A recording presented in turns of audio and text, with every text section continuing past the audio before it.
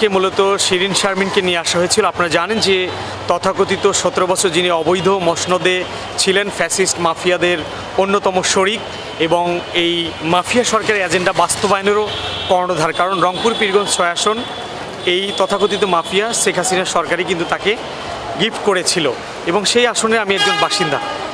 এই আসনটিও কিন্তু তাদের যে ষড়যন্ত্র, যে রোশানল, সেটি থেকে পিছিয়ে পড়ে নাই। কারণ ওই সময় কিন্তু আমরা ভোট দিতে পারিনি।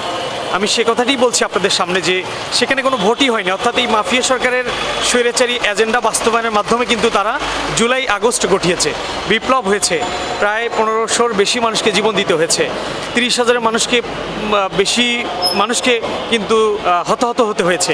তো এই যে মাফিয়া সরকারের এজেন্টদের প্রত্যেকের বিরুদ্ধে সেই লাগামহীন কিন্তু অপরাধের ফিরিস্তি কিন্তু দাখিল হয়েছে। এটা বিভিন্নভাবে আপনাদের সংবাদপত্র এবং আপনাদের নিউজের মাধ্যমে কিন্তু সারা দেশ তথা বিশ্বব্যাপী প্রকাশিত হয়েছে। তাহলে তাকে আজকে এই যেহেতু ঋণতন করা হয়েছে, তাকে জেল হাজতে আটক রাখা হয়েছে। আমি আশা করি আপনাদের কাছে যে তথ্য রয়েছে এবং বিভিন্নভাবে যে অপকর্ম চালানো হয়েছে, এই 14/7/2024 তারিখ শেখ হাসিনা সরকারের যে ঘোষণা ছিল এই অবৈধ প্রধানমন্ত্রীর মসনদ থেকে, সেই সময়ও কিন্তু উনি একেবারে সিটিং অবৈধ স্পিকার। অর্থাৎ এই যে উনি স্পিকার ছিলেন, এই যে অবৈধ মসনদ অনির্বাচিত স্পিকার ছিলেন, উনি তো কোনোভাবে দায় এড়াতে পারেন না। এই 14/7/2024 তারিখ যখন এই ছোট ছোট বাচ্চা, ছাত্র জনতা, সর্বশ্রেণীর মানুষকে প্রতিহতের ঘোষণা দেওয়া হলো, গুলি হলো, গুম করা হলো, খুন করা হলো, তাহলে তখন তো উনি ওই দায়িত্বেই ছিলেন। ওনার এই দায় থেকে কি কোনোভাবে উনি এই দায় এড়াতে পারেন? এটি আমি আপনাদের কাছে প্রশ্ন রাখলাম।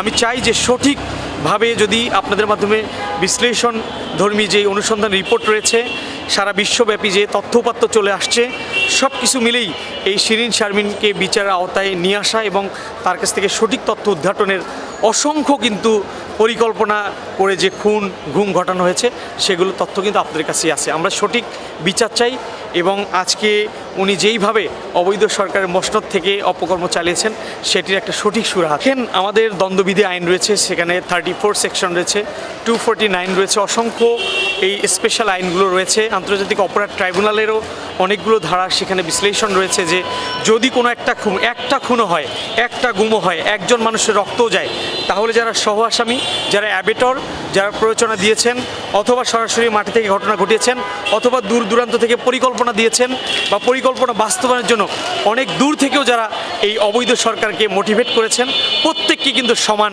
অপরাধী। তাহলে আজকে শেখ হাসিনার সরকার যদি অপরাধী হয়, অবশ্যই শিরিন শারমিন চৌধুরী কিন্তু সেখানে অপরাধী। তো সেই বিশ্লেষণে আমি ন্যায্য বিচার চাই। আমি যেহেতু জুলাই একজন অংশগ্রহণকারী যোদ্ধা ছিলাম, একজন অংশগ্রহণকারী সাধারণ ছাত্র জনতার কাতারে মানুষ ছিলাম, আমি অবশ্যই ন্যায় বিচার প্রত্যাশা করছি। দেখেন, এই 5 আগস্ট পর্যন্ত কিন্তু আমি এখানে সব সময় ছিলাম। 5 আগস্টের পরেও যখন স্পেশাল পিপি নিয়োগ হয়নি, রাষ্ট্রের আইনজীবী নিয়োগ হয়নি, তখনও কিন্তু আমি আমার জায়গা থেকে ভূমিকা নিয়েছিলাম বা আমি চেষ্টা করেছি যে একজন আইনজীবী হিসেবে, আইনের শাসনের অঙ্গনের একজন কর্মী হিসেবে এই বিষয়গুলো নিয়ে উপস্থাপন করার। সে লক্ষ্যে আজকেও দেখলাম যখন এখানে আওয়ামী অধ্যুষিত একদম প্রশিক্ষিত যারা অপরাধী তাদেরই একটা অংশ তারা এখানে স্লোগান দিয়ে কাঁপিয়ে দিচ্ছে এবং অপরাধীদের পক্ষ নিয়েছে, তখন একজন আইনজীবী হিসেবে আর বসে থাকার কোনো অপেক্ষা থাকে না। আমি ঠিক সেই সময়ে আমি ফ্যাসিস্টদের বিরুদ্ধে স্লোগান দিই, ভবিষ্যতেও দিব, অন্যায়কারীদের বিরুদ্ধে লড়ে যাব। ঠিক একইভাবে আজকে কিন্তু সেই ভূমিকা রাখার চেষ্টা করেছি। তখন আমি দেখলাম যে এখানে কেউই নাই, আমি ব্যতীত 2-1 জন আমাদের আইনজীবী ফোরামের কেন্দ্রীয় নেতৃবৃন্দ, বিশেষ করে জহিরুল আলম বকুল এবং আমাদের মুক্তি আপা সহ 2-1 জন ব্যতীত এখানে কেউই নেই। অর্থাৎ অনেক সরকারি পিপি রয়েছেন, অনেকেই এই বিষয়গুলো দেখার জন্য রয়েছেন, দায়িত্বশীল কর্মকর্তা রয়েছেন, তারা কিন্তু এখানে কেউ নেই। একটা টালমাটাল অবস্থা। এই অবস্থা কিন্তু আমরা প্রত্যাশা করি না। আমরা কোর্টের যে পরিবেশ, সেটি একটা শান্তি শৃঙ্খলা একটা জায়গা চাই। আমরা এখানে আইনি শাসন প্রতিষ্ঠা হোক, সেটি চাই।